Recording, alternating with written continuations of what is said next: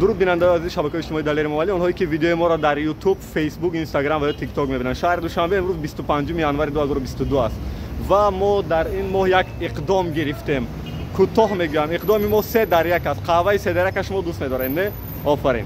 خب 3 در 1 همین است که پگاه 26 ینوار از ساعت 9 اقدام ما شروع میشد. 10 نفر اولی که دریافت میکند به مغازه کتابکده میاد. این در همین بینای نوساخت وطن است. در روبروی مرکز سودای صدبرگ پهلوی کینوتئاتر وطن. هر نفر که از ساعت 9 به مغازه کتابکده میآید حق دارد که با 100 سومانی کتاب رایگان گیرد. ما برای 10 نفر مبلغش پرداخت کردیم. فقط با 100 سومانی شما حق کتاب گرفتن دارید. ولی دو شرط دیگر است که شما یک کتاب حتما از مرکز خیرات میگیرید که بهترین نمونه اثرهای ادبیات جهان و کتاب‌های تحریک دهنده را به زبان تاجیکی ترجمه کرده از مرکز خیرات. حتما یک کتاب رایگان از مرکز خیرات میگیرید که ما مبلغش را پرداخت کردیم و یک کتاب دیگه دلخواه خودتون خواستید بگیرید. یعنی یک نفر با ارزش 100 سومانی حق کتاب گرفتن دارد.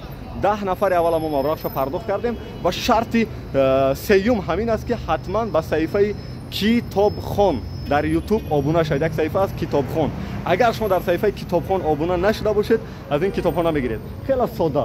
پگاه از ساعت 9 بیاید به مغازه کتابکده آبونه شوید به صفحه کتابخوان در یوتیوب و یک کتاب از مرکز خیرات رایگان بگیرید از همینجا و یک کتاب دیگه دلخواه کتابی که خودتون میخواهید داخل می‌دارید. دستی راست اکوی عزیز نقیبزاد شما را انتظار از پگاه. برای کار خدا اقبالتون تیه. در ضمن عکس ویدیو هیچ چیز از شما نشر نمیشه. فقط شما بیاید کتاب بگیرید و کتاب بخونیم. بدرود تا درودهای دیگر.